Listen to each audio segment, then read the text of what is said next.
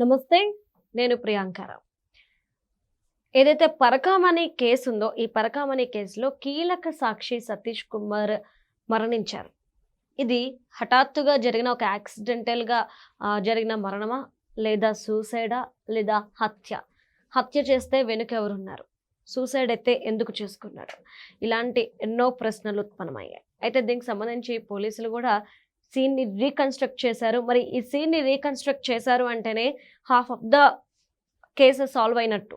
మరి ఇప్పటి వరకు పోలీస్ ఎంక్వైరీలో ఏం తెలిసింది అనేది మనం తెలుసుకునే ప్రయత్నం చేద్దాం. మనతో మాట్లాడడానికి జనసేన పార్టీ రాష్ట్ర అధికార ప్రతినిధి శ్రీనివాస్ గారు ఉన్నారు. ఆయన అడిగి తెలుసుకుందాం. నమస్కారం సార్.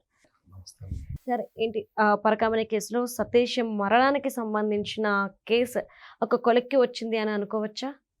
ఒకటమ్మాది పరకామణి కేసు ఎప్పుడైతే కేసు బయటకు వచ్చిందో ఆ కేసు మీద ఆ రోజున పరకామణిలో ఎవరైతే దాన్ని దొంగిలింత దొరికాడో రవికుమార్ అని అతన్ని పట్టుకోవడం, అతని మీద కేసు వేయడం, ఇవన్నీ చేసినటువంటి ఈ సతీష్ కుమార్ గారు ఆ తర్వాత లాస్ట్ గవర్నమెంట్లో ఆ కేసు సెటిల్మెంట్కి అలా లోక్ అదాలత్లో సెటిల్మెంట్ చేసుకోవడం, ఇవన్నీ కోట ప్రభుత్వం తర్వాత బయటకు వచ్చినటువంటి అంశాలు. అంతకుముందు రాలా, దాన్ని ఎదురు కప్పిచ్చేశారు. ఆ రవికుమార్ అన్న వ్యక్తిని ఎవరైతే చేశారో అతన్ని బెదిరించో అతనికి ఆస్తుల్ని మన తిరుపతిలో కావచ్చు, లేకపోతే తమిళనాడులో ఉన్నటువంటి ఆస్తులు కావచ్చు, వాళ్ళు రాయించుకుని ఇన్ని రకాలుగా చేశారో పెద్ద ఒక సినిమా స్టోరీ తీయచ్చు పరకామణిని.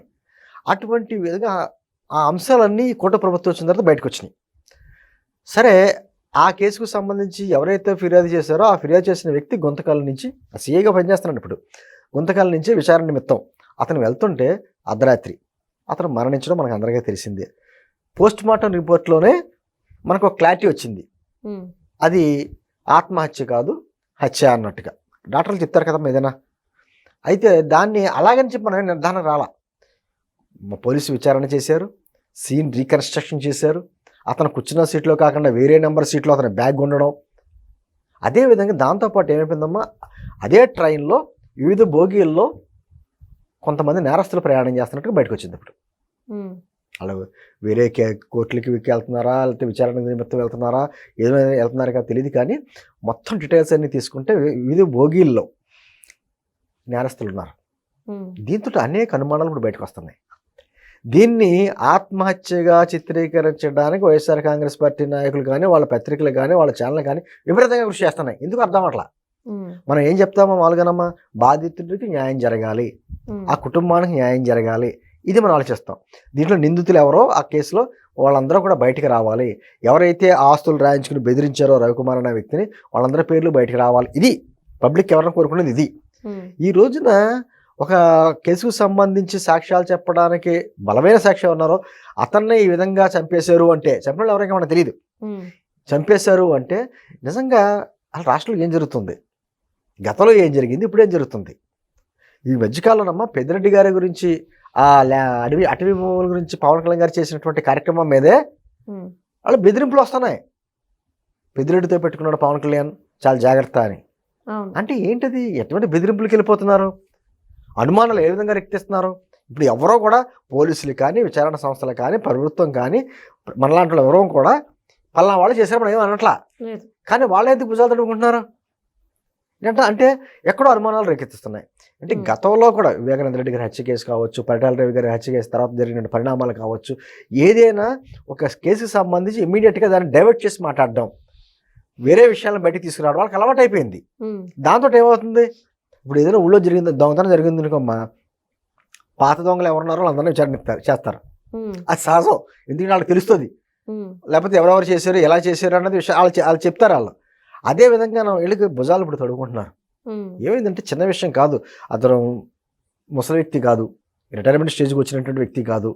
అటువంటి వ్యక్తి చాలా అద్భుతంగా పరకామణి కేసులో ఆ రవికుమార్ని పట్టుకోవడం, అతను కేసును బాగా ఎదుర్కొన్నాడు. ఆయన తర్వాత అతను చెప్పడం ఏంటంటే, పైనటువంటి ఉన్నతాధికారుల ఒత్తిడితో నేను దాన్ని లోక్ అదాలత్లో రాజీ చేసుకోవాల్సి వచ్చింది అనే మాట మాట్లాడినాను. ఆ పైన ఉన్నటువంటి ఉన్నతాధికారులు ఎవరో, ఆ ఉన్నతాధికారులను కూడా ఆడించినటువంటి కింగ్ పిన్ ఎవరో. ఈరోజు అదే, ఏది జరిగినా, ఏ కేసులు జరిగినా అరెస్ట్ అయిన వాళ్ళందరూ ఒకటే మాట చెప్తారు, పైనుంచి వచ్చిన స్క్రిప్ట్ అనో, లేకపోతే ఉన్నతాధికారులు చెప్పారనో, రకరకాలైనటువంటి ఏ కేసు చూసినా అదే సంబంధం వస్తుంది. ఈ రోజున పరకామణి కేసులో అసలు ఎప్పుడూ జరిగినటువంటి తిరుమల కొండ మీద ఎప్పుడూ జరిగినటువంటి ఒక వింత ఇది. ఎందుకంటే అంత సీసీ కెమెరాలో అంత పకడ్బందీగా ఉన్నటువంటి ఆ గదిలో అతను పట్టుబడ్డాడు. డాలర్లు మాయం చేస్తా 100 కోట్లు ఏమైపోయినాయి తెలుదా. నేను అంటుంది అతను తప్పు చేయడమే చాలా వింత అనుకుంటే ఆ తప్పుని కప్పిపుచ్చుకోవడానికి వీళ్ళందరూ చేసేటువంటి కార్యక్రమాలు మరీ వింతగా ఉన్నాయి. ఈ రోజున చనిపోయిన వ్యక్తి బాధిత కుటుంబం, ఆ కుటుంబంలో ఉన్నటువంటి అతని తమ్ముడు అనుకుంటా, ఆయన కూడా బయటకు వచ్చి ఇది ఖచ్చితంగా ఆత్మహత్య కాదు, ఆత్మహత్య చేసుకోవటువంటి పరిస్థితులు మా సోదరుడికి లేవు అని చెప్పేసి కుటుంబీకులు అతను చెప్తున్నాడు ఆయన. మరి ఆ కోణంలోనే పోలీసులు కూడా విచారణ చేస్తున్నారు. సీన్ రీకన్స్ట్రక్షన్ చేయాలంటే అన్నీ చేసి ఆ ట్రైన్లోంచి ఒక బొమ్మని ఇసురి ఎంత దూరంలో పడుతుంది ఏంటి ఇవన్నీ చెక్ చేసి తర్వాత మొత్తం ఆ బ్యాగ్ ఒక ప్లేస్ నుంచి ఇంకో ప్లేస్కి ఎలా వెళ్ళింది, అదేవిధంగా వేరే బోగిల్లో ఎవరెవరు ఉన్నారో ఇంత కూలంకషంగా అంతా తీసేటప్పటికి అనేక మంది ఆ నిందితులు ఉండడం, అసలు ఒకవేళ బాడీ దాంట్లో నుంచి పడిపోయినా ఎంత దూరంలో పడుతుంది ఇవన్నీ కూడా అనేక రకమైనటువంటి అనుమానాలు వస్తున్నాయి. నేను అంటుంది ఖచ్చితంగానమ్మా ఆల్రెడీ లిక్కర్ స్కామ్లో కూరుకుపోయి ఉన్నారు. పెద్దది ఒక లిక్కర్ స్కామ్ ఉంది, మళ్ళీ మొలకల చెరువు లిక్కర్ స్కామ్ ఒకటి ఉంది, ఇప్పుడు చూసేటప్పటికి పరకామణి కేసు. ఇవన్నీ కేసుల్లో ఉక్కిరి బిక్కిరి అవుతున్నటువంటి ఆ వ్యక్తులు దీన్ని ఏదో రకంగా డైవర్ట్ చేయడానికి విపరీతమైనటువంటి మళ్ళీ వాళ్ళే నిందలో వాళ్ళే మళ్ళీ విచిత్రం ఏంటంటే ప్రియాంక, కూటమి ప్రభుత్వం వైఫల్యం అంట.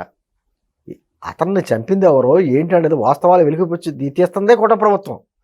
కూటమి ప్రభుత్వం వైఫల్యం ఏంటి అంటే దాన్ని ఏదో రకంగా డైవర్ట్ చేసేయాలి.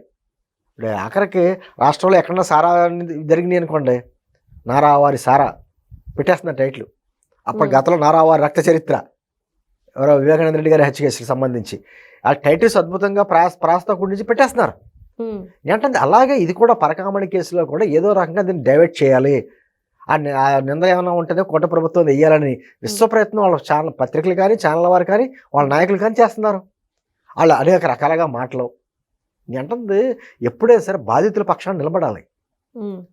చిన్న కుటుంబం, ఆయనకు చిన్న చిన్న పిల్లలు ఉన్నారు, ఆ భార్య మన అందరి కుటుంబంతో రోడ్డును పడ్డది, అతనికి ఏమైనా ఆర్థిక ఇబ్బందులు ఉన్నాయా అవన్నీ ఆలోచన అటువంటి ఏమీ లేవు. ఇంట్లో వాళ్ళే చెప్తున్నారు ఆత్మహత్య చేసుకోవాల్సిన పరిస్థితులు ఏమీ లేవు అని చెప్పేసి. అటువంటిప్పుడు వాస్తవాలు వెలికి తీయడానికి కూటమి ప్రభుత్వం విశ్వప్రయత్నం చేస్తుంది. పోలీసులు విచారణ చేస్తున్నారు, రీకన్స్ట్రక్షన్ చేస్తున్నారు, ఎవరి మీద నింద ఇట్లా కానీ వీళ్ళే భుజాలు తడుపుకుంటున్నారు. ఇది ఏమైనా ఖచ్చితంగా ఇది కూడా ఎవరు చేశారో తెలియదు కానీ బయటకు వస్తాయి, పేర్లతో సహా బయటకు వస్తాయి. వచ్చినప్పుడు ఎవరైనా సరే న్యాయస్థానం ముందు శిక్ష అనుభవించాల్సిందే, తప్పదు. Thank you so much sir.